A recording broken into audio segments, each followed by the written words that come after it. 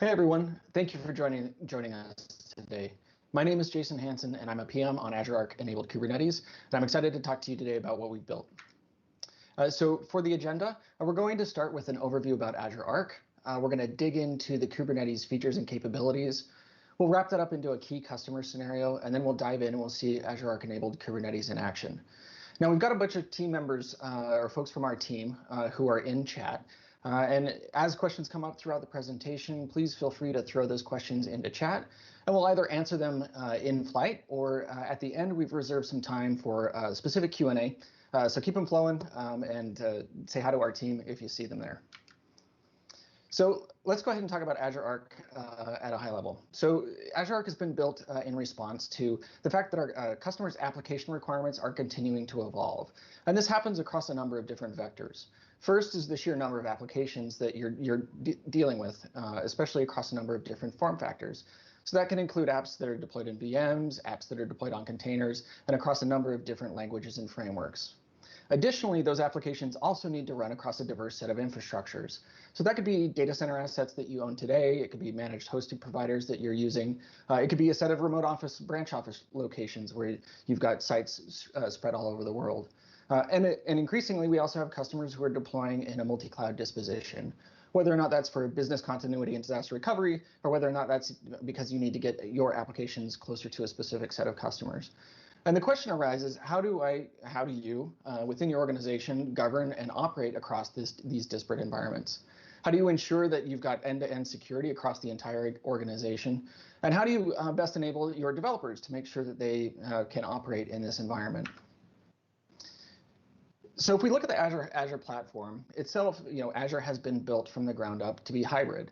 Now, we have some existing form factors. The Azure cloud itself is deployed across 50 or more regions.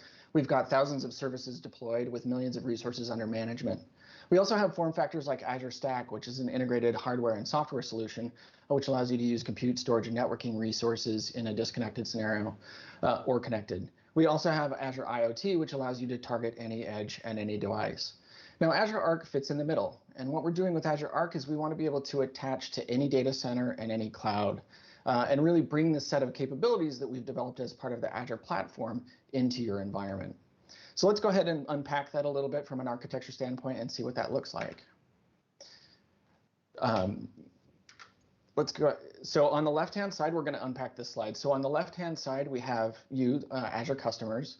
We have the set of common tools and experiences that you use today to interact with the platform.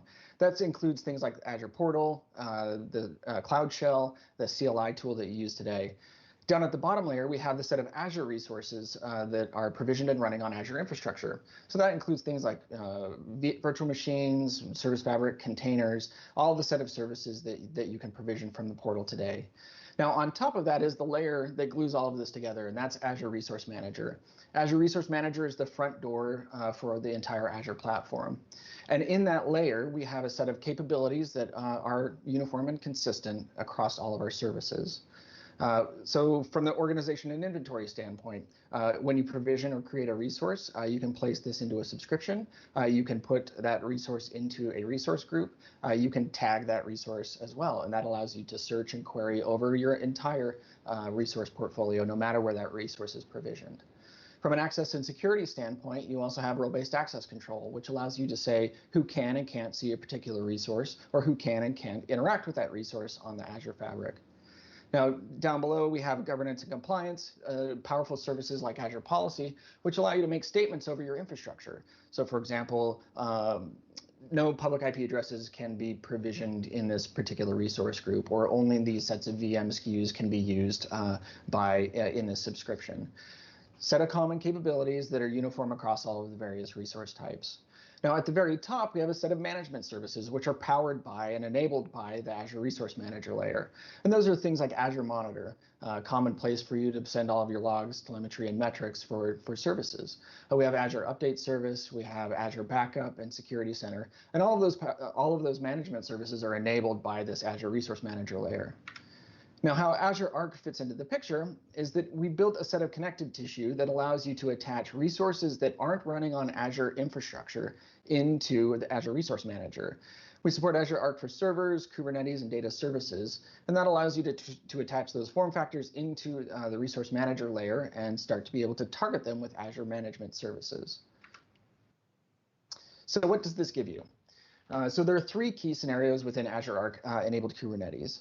First is organization and inventory. And so say you have a number of Kubernetes clusters, they're deployed across a number of different locations. How do you go get a list of all of them?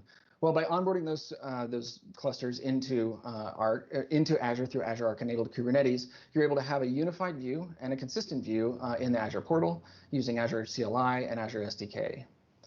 From an application management and configuration standpoint, we've also built out a service that allows you to deploy apps and configuration to those Kubernetes clusters, no matter where they are. And you can target 1, 10, or hundreds of clusters with a few simple clicks or API calls. Last is enabling consistency through policy-based management. And what that allows you to do is to state, hey, any Kubernetes cluster that is attached to this specific resource group, which may map to either a region for you or some business initiative, any cluster attached to that resource group should be running these applications and have these configurations. And that gives you an at-a-glance dashboard of your compliance state. So if someone attaches a cluster using Azure Arc, and it doesn't have the config applied, that will either be surfaced or will in the compliance dashboard, or you'll be able to create a remediation task, which then applies that configuration automatically for you. So let's wrap this up in a customer scenario. So we've got a business with hundreds of locations, and they're moving all in on containers on top of Kubernetes. And they're faced with the challenge of how to make sure that they can uniformly deploy, configure, and manage their applications across all of the sites and locations that they have. Now, from a business requirement standpoint, as they grow or change the topology of their organization, they need to be able to quickly bootstrap that location with all of the required applications and the configuration. And additionally, we need to unlock a number of day two scenarios. We need to have IT be able to monitor the governance and compliance of that site to make sure that the required security practices are in place and up to date. We need development and application teams to be able to monitor their infrastructure and their applications. And critically, we want to be able to integrate with the existing DevOps tool chains and deployment tools that team is using already. So how Azure Arc helps in this particular context, again, by bringing all of the clusters into a single pane of glass, we can have asset organization and inventory. We get a unified view in the Azure portal across all of their locations, no matter where those clusters are deployed. From a configuration management standpoint, we have that GitOps-based config and application deploy service, which allows you to encode your desired state for your clusters and your applications, check that into a Git repo, and then apply that again to one or more clusters. Backing that up with policy-driven configuration allows you to see at a glance the compliance state of your entire real estate, no matter where that's running.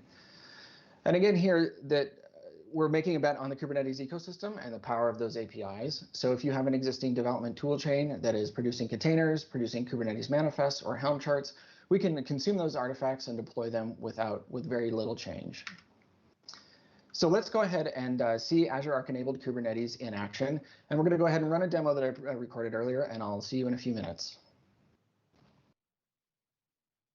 All right, so let's dig in and see what Azure Arc enabled Kubernetes can do for you.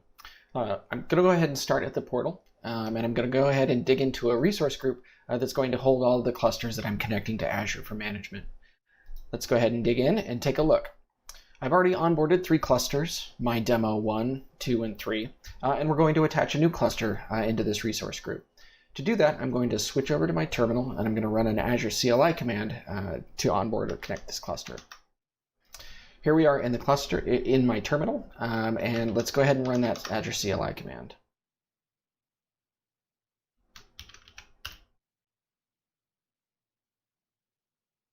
Now behind the scenes, the Azure CLI is going to target a resource group, and we're going to name this cluster. Additionally, the CLI verifies that we have connectivity to the Kubernetes cluster. It uses Helm, the Kubernetes package manager, to deploy our operators into the Azure Arc namespace. Now in the top of the terminal, as these agents deploy, you'll see them light up as standard Kubernetes deployments and their associated or related containers.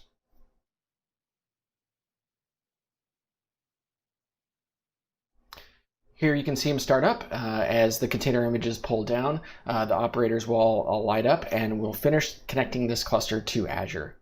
Once this is done, the CLI command will return and will give us back that Azure Resource Manager ID, as well as all of the information about this cluster. Now, as the agents finish starting, I'm going to go ahead and jump back over to the portal, and we'll go ahead and click refresh, and we'll see that this cluster is continuing to onboard. Now, while that finishes, let's go ahead and take a look at my demo 3, a cluster that I connected earlier. Now here you can see some simple metadata about the cluster. We have on the right-hand side, we have agent version, Kubernetes version, and total node count. And this is just some basic metadata that allows you to inventory your fleet. Now, since this is now a resource in Azure Resource Manager, we can do things like apply tags to it, and we can use Azure Role-Based Access Control to control who can see and not see this particular cluster. But now that it's onboarded, let's go ahead and start deploying our application. And to do that, we're going to go ahead and dip into the configuration section on the left. Now, what configurations allows us to do is to connect this cluster to one or more Git repositories that hold our application definitions. Now, the system behind this is GitOps-based, which for folks who haven't heard that term before, is an extension of infrastructure as code. And what that means as a developer, that as I package up my app to be deployed to Kubernetes, either using raw Kubernetes manifests or Helm charts, I can check those into a Git repo and then bind that repo to my cluster. So let's go ahead and see what that looks like. By clicking Add Configuration, we get a few parameters here that we need to fill out. Now, this is a lot of typing, so I'm going to jump back to the CLI again, and we're going to get this going in the background. So let's go ahead and use the CLI again. And here we will go ahead and apply this config. Now, this configuration has been created in Azure Resource Manager, and the agents that are running in our cluster will see that this configuration has been applied, and they'll get busy to work. So quick refresh. Here we can see the app config has been applied to this cluster, and the agents are busy doing their work. So let's go ahead and take a look at this Git repo and see what it looks like. Now, here we are in GitHub, and this is a very simple Git repo that holds my app. There's a manifest folder, and in manifests, if we dig in, you can see the set of YAML files which define my application. I've got a set of APIs, I've got a database, and some front ends here. Let's go ahead and click into one and see what that looks like. And for folks who are familiar with Kubernetes, this is standard Kubernetes manifest files. There's no magic sauce here. As a matter of fact, any valid Kubernetes resource, or CRD, for example, can be checked into this repo and can be deployed by our configuration management service. Additionally, if you're using something like a tool like Helm to package your application or package your Kubernetes manifest together, you can check in a reference to a Helm chart, and config management service will deploy it. Now, one of the great things about GitOps is if I need to make a change to my application, we can do that by opening a pull request. So here we have a pull request, and this adds a new microservice into my existing application. Now, the great thing about GitOps is that all changes to my apps are tracked in Git. And using GitHub, for example, we can back this with a CI pipeline. We can have multiple reviewers. We can have sign-offs. We can have arbitrarily complex workflows. But basically, this allows you to review a change. And once you've reviewed this change, we can simply merge this pull request. And as soon as the clusters that are tracking this repo see that update, they'll fast forward the applications. It's a really great way to keep our apps in sync, and our CI system doesn't need direct access to our clusters. So let's check in on our app config and see how that's going. All right, so the operator is installed and the application should be deployed to our cluster. Now, this is great. We've got a single cluster and we've got a single application configuration. But if I've got more than one, painstakingly going through the portal or using the Azure CLI to apply all of these configurations is not only error prone, but it's going to be annoying. So let's go ahead and take a look at a resource group here that has multiple clusters. Now this is Central, East, and West, and I want to run the same application across all of these clusters. Now to do that, let's go ahead and use Azure Policy. Since these clusters are Azure Resource Manager resources, we can use these higher order management services to govern them. So we'll go ahead and dig into policies, and we're going to go ahead and start by assigning a policy. Now the policy takes a scope, and this scope is going to be the resource group, our regional locations. We'll go ahead and pick a policy definition, and I've got one created here named GitOps. We'll select that policy, and we'll click Next. Now, the parameters here are the same parameters that we used when we were applying the configuration to the cluster to a single cluster. But instead of applying it to one, we're handing this to the Azure Policy Engine. Once the Azure Policy Engine receives this policy and starts to execute it, it will evaluate all the resources that are in scope and see if they're compliant or not. Now, let's go ahead and go back and take a look at a policy that I've already created. So here we've got enforce a baseline cluster configuration. This is a security baseline, and it deploys the exact same way that we would deploy any application. And I've got 3 clusters, that central, east, and west. And here the central cluster is not running this, or does not have this configuration applied. Azure Policy Engine has noticed that, and it has surfaced that in a dashboard. Now, as an operator or as an application developer, I can come into the portal and I can click Remediation Task and have the Policy Engine automatically remediate this cluster, bringing it into compliance. The great thing is that now that this policy is also bound to this resource group, any new cluster that registers will automatically have the policy applied, and the application configurations will flow down, giving you that zero-touch experience. All right, so that's great. What have we seen? We've onboarded a cluster to Azure for management. We've deployed an application using a GitOps-based approach. And third, we've backed this up with policy-based configuration to ensure that my infrastructure doesn't drift. Last but not least, we need to be able to monitor our infrastructure and applications. Again, since we've onboarded these clusters to Azure, we can start to use those higher-level Azure management services. In this case, Azure Monitor for Containers supports monitoring clusters that are connected using Azure Arc. So we'll go ahead and dig in here. And here we can see our clusters, our connected clusters sitting right next to our AKS clusters. One place to go to see the status of our infrastructure and our applications. Let's head back to the presentation. Hey everyone, welcome back. Hope you enjoyed that demo. So in summary, what did we see? First, we saw the inventory scenario. We were able to connect a number of Kubernetes clusters up to Azure. We were able to see them in the portal, all from a single pane of glass. Additionally, we were able to define our applications in a Git repository and attach those to our Kubernetes clusters that have been registered. Third, we also showed policy-based management, where we can make that statement over requiring clusters attached to a particular resource group or scope to be running a specific set of configurations. Fourth, we then wrap that up with a set of scenarios around Azure monitoring, so that application developers can see their apps running in their containers and pull out the metrics and telemetry from that. So we're also very excited to announce that Azure Arc enabled Kubernetes is now in public preview as of build. And for folks who are interested in checking out the documentation and getting started, go ahead and visit that top link.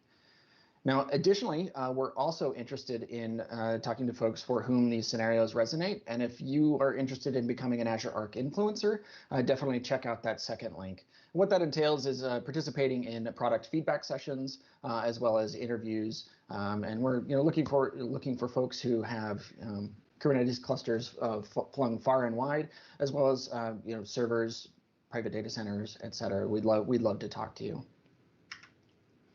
As we've gone through the session, we have had some questions come in, and I want to go ahead and open this up. I've got coworker Chris who has a list of questions, and we're going to go ahead and run through as many of these as we can in the remaining time for the session. So Chris, what do you got for me? Oh, so cool. Thanks, Jason, and hello, everybody. So these are some of the questions that folks have about Azure Arc enabled Kubernetes. The first one concerns ports. Do I need to open ports to my network? Yeah, that is a great question. So Azure Arc enabled Kubernetes does take an agent-based approach today. And what that means is, again, those operators and agents will deploy into your Kubernetes cluster, into the Azure Arc namespace, and they'll run as standard Kubernetes deployments. So those operators or agents are responsible for reaching out to the Azure platform and establishing that secure connection, and then watching for those configuration gestures. So you don't really need to open any inbound ports. It's all going to be outbound communication from the perspective of your cluster. What else do you have? Awesome. So concerning connectivity, does Azure Arc require connectivity to Azure? Yeah, also a great question. So for initial cluster registration, that cluster does need to be able to call out to the Azure platform. And today that happens on management.azure.com, port 443. Again, it's that Azure Resource Manager front door endpoint. As well, to fetch new configuration, our agents need to be able to call management.azure.com and our some data plane endpoints to see if new configuration gestures have arrived from the portal or from the Azure CLI. But once that configuration has been pulled down and the agents are able to call out to that Git repository, we can lose connectivity. And what will happen in that case is that our agents will continue to drive your clusters to the last known state. So for example, if someone comes in local access and modifies a deployment that's not actually reflected in our Git repos, the agents will detect that and will rewind that resource. As soon as the connectivity to the internet is restored, and if the configuration state has advanced, our agents will pick that up. They'll pull down the new code and definitions and new configurations and drive that cluster toward the new desired state. Excellent. So we have another question to come in about Git and GitHub. So is it possible to integrate GitHub Enterprise instead of GitHub as the Kubernetes cluster configuration? Yeah, also a great question. So Azure Arc enabled Kubernetes configuration management does support any Git endpoint that your cluster can talk to. So that can be public GitHub, it could be GitHub Enterprise, it could be Bitbucket, GitLab, or even a Git server that you've set up on your own. Today, we require SSH key-based authentication. So if that protocol is supported by your Git hoster of choice, then we should be able to talk to it. Again, from a network path standpoint, it's the cluster needs to have direct access to that Git server. So if that's running on your intranet or running on your private data center, Azure doesn't need to be able to see it. We just need to be able to have our configuration agents be able to talk to it. All right, thanks a lot for that. Another one is Azure Arc enabled Kubernetes connects up to Azure. So what other Azure services can I use in Azure Arc? Yeah, also a great question. So we talked about those standard management capabilities where we have the Azure portal, we have services like Azure Policy. There are also some additional services that have announced public preview. Azure Monitor for containers, supporting Azure Arc enabled Kubernetes is one. The other is a depth integration with Azure Policy, which allows you to make much more detailed statements about your Kubernetes resources. For example, some of the things you can do is no pod should be created without a required label, or any referenced container image should be coming from a set of whitelisted container registries, that type of capability. We also have Azure Data Services, which was announced at Ignite last year and is still in private preview. And what that's doing is starting to bring down those database as a service experiences that you have on the Azure portal and running that on your own infrastructure. It uses Kubernetes as the targetable runtime. And over the next year or so, we'll continue to bring additional services and capabilities to Arc-enabled clusters. Thank you. So folks who are using Azure Stack are wondering, does Azure Arc work with Azure Stack? Yeah, great question. So yes, it does. And so Azure Stack Hub is, again, one of those form factors. It's an integrated hardware and software solution that provides you not only Azure services, but also the ability to use compute, storage, and networking and infrastructure as a service style. Azure Stack Hub also supports provisioning Kubernetes clusters. So you can run them on your Azure Stack Hub instances as a supported configuration. And once that Kubernetes cluster is provisioned on those Azure Stack Hub instances, you can onboard that cluster using Azure Arc enabled Kubernetes and start to see your portfolio of Kubernetes clusters from the Azure public cloud. So for example, if you have multiple Azure Stack Hub instances spread across a number of different sites and locations, you can manage all the Kubernetes instances across all of those stamps from one place. Thanks a lot. So what different Kubernetes distributions can I use with Azure Arc? Yeah, good question. So a couple of aspects to this. So first, the MO for us is any Kubernetes anywhere. And really the baseline here is a CNCF conformant Kubernetes distribution. Our agents, again, should be able to deploy into that cluster and start to affect those management scenarios that we talked about. Additionally, we've announced, we'll be announcing a set of integration partners here for whom we've done additional testing with Azure Arc Agentry. So that includes Red Hat OpenShift, Rancher, and Canonical Charmed Kubernetes. And we'll be continuing to add those integration partners as we go forward. Okay. So there are many folks who use AKS in Azure, and they're wondering what is the difference between AKS and Azure Arc? Yeah, so AKS is Azure Kubernetes Service. This is a managed Kubernetes offering that runs on Azure infrastructure. And by managed, we mean the care and feeding of the Kubernetes control plane components, the ability to push updates and upgrades, the ability to have the lifecycle of the cluster nodes managed by the platform are all integrated into AKS. That runs on, again, that Azure infrastructure today. Azure Arc-enabled Kubernetes allows you to attach management capabilities to clusters that have been provisioned on non-Azure infrastructure. So if you've got a Kubernetes cluster that's running on some bare metal that you provisioned at a remote office, or you've got a virtualization infrastructure in your corporate data center, you've got Kubernetes clusters running on top of that. Azure Arc helps you connect those clusters up to Azure for management. Now that gives you a single pane of glass from the Azure portal, so you can see your AKS clusters that are running on Azure Infra, sitting right next to your Arc-enabled clusters running wherever they may be. And again, working for that unified inventory scenario where you can group and tag all of those various cluster types uniformly. Thank you. And one final question we have right now is, what sort of configurations can I set from the Git repo?